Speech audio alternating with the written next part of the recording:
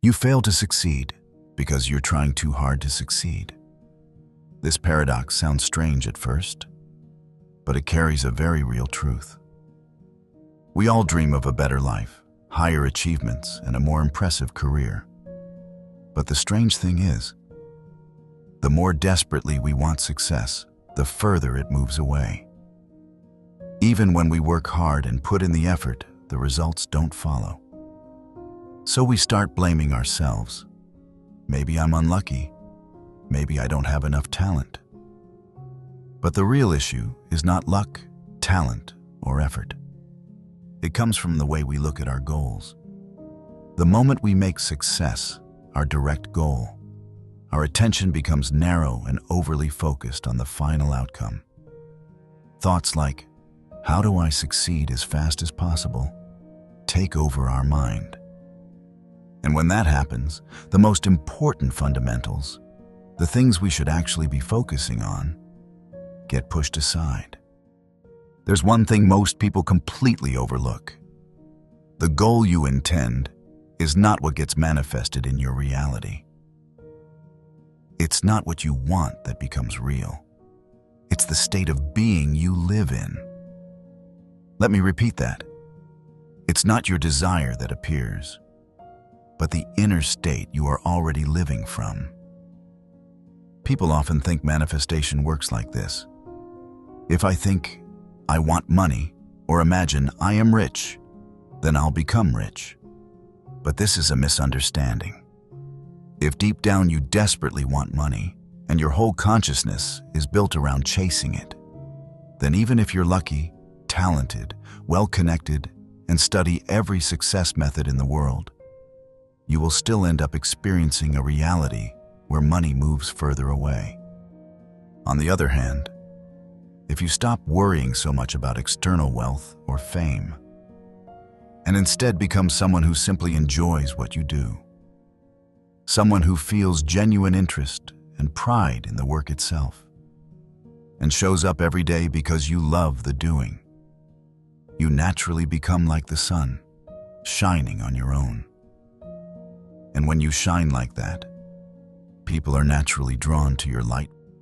Wealth and recognition then appear on their own, not because you chase them, but because they are merely byproducts of the way you live and act. For example, imagine two people running the same restaurant. The first person approaches the business with the mindset of, "How can I make more money as fast as possible?" Because of this attitude, they try to expand too quickly, cut ingredient quality, and reduce labor costs too much. In the end, customers leave, the taste declines, and they lose both their reputation and their money. But the second person works with a completely different heart. "I want to make the most delicious food in the world." When someone works with that kind of sincerity and care, customers can naturally feel it. So without forcing anything or trying to manipulate results, word spreads and people start lining up outside the store. And even when this person later gains money or popularity, they don't get shaken by it. Because whether they are rich or not, their goal has always been just one thing: to make the best food possible. Money and fame can come and go, but the attitude of putting your heart and honesty into your work lasts much longer. That is the true path of a craftsman, and the reason their success can continue for a very long time. Even though both people are doing the same kind of work, there is one decisive difference. The first person acts from lack, while the second person acts from fullness. Actions that come from a place of lack are always unstable. They shake whenever outside opinions change. They collapse easily at small failures. And when recognition from others decreases, the person loses their sense of direction. But actions that come from fullness are different.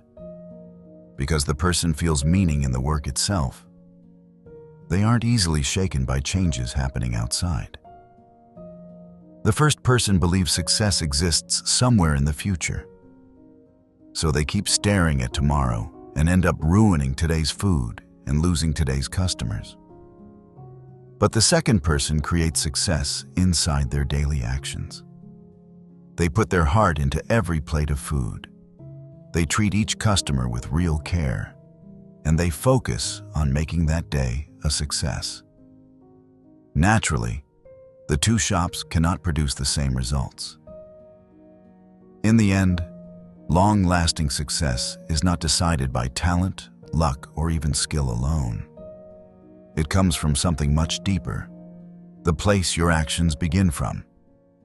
Just like the principle that I am my reality and my reality is me, your outer world shifts depending on the state of mind from which you act. So then, what should we actually do? You must not make success your direct goal. Let me say it again. To succeed, in a very paradoxical way, success cannot be the thing you directly chase. Why? Because what we intentionally aim for is not what get manifested in reality.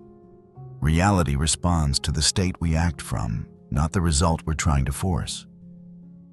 For example, if someone wants a relationship and approaches others in an obvious, needy way, they often end up being misunderstood and pushed away. But if they focus on becoming a good, grounded version of themselves, the right connection naturally shows up when the timing is right. If you want butterflies and chase them, they fly away. But the person who simply enjoys tending their garden is always surrounded by butterflies. If a business owner openly chases money, people pull away. But when someone works with sincerity, caring more about the work than the money, people naturally gather around them. When you stop focusing on the other person and focus on yourself, the right relationship appears. When you stop chasing butterflies and focus on the garden, the butterflies come. When you stop chasing money and focus on your craft, the customers arrive. This is the paradox. To achieve success, success must not be your direct goal. On the other hand, most people who desperately want success focus only on one question: how can I reach my goal faster? They hear things like, crypto makes money, or YouTube is the fastest way to get rich. And they start searching for shortcuts that promise direct success. But that mindset actually pushes money further away, and the big attempts they make often collapse just as quickly as they started. The question, how can I succeed, is already the wrong starting point. What matters is not speed, but the state of mind you are acting from.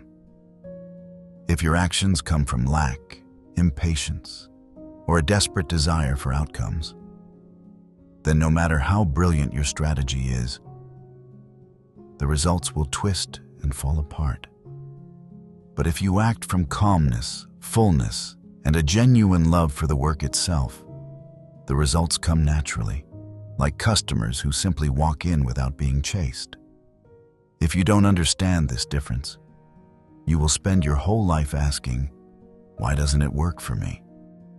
There is no such thing as a universal method of success. There is only your state of being. If a true success formula existed, one single technique should be able to make tens of millions of people successful. But no such secret exists.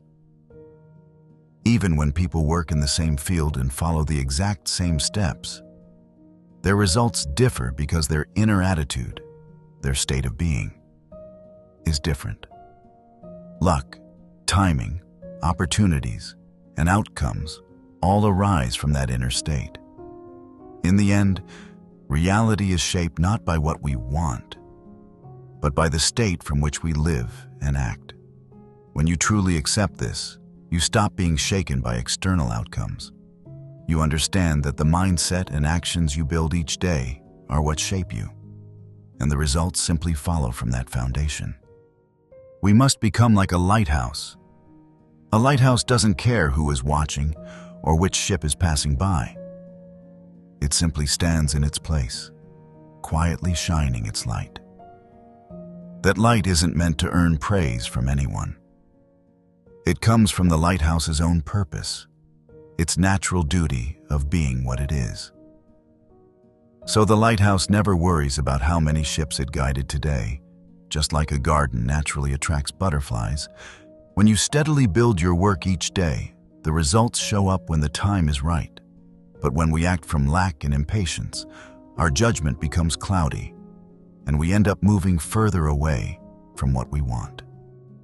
This principle works the same way in everyday life. People who love exercise focus on the movement itself, not just the numbers on a record. And because of that, they naturally grow over time. Someone who teaches focuses on the joy of sharing knowledge, not on building fame. And eventually, they earn deeper trust from more people. A cook who cares more about the food than the money creates dishes with genuine heart. And that sincerity brings people back. The attitude of valuing each action without being shaken by outside opinions is what creates long-lasting success. Just as a lighthouse shines its steady light across the sea, a person who quietly holds their place each day and keeps expressing their own light will naturally attract others.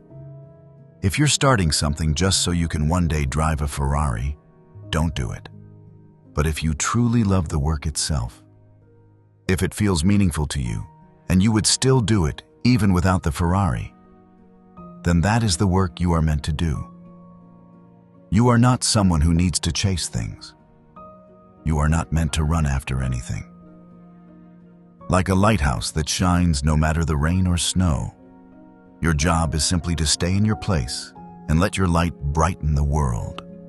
When you do that, the right people, opportunities, and events will find their way to you at the perfect time. And you, watching this right now, take a moment and think for yourself. Are you someone who is desperately chasing success, wealth, and fame? Or are you someone who, like a lighthouse, stays true to your work with sincerity, no matter what the outside results look like?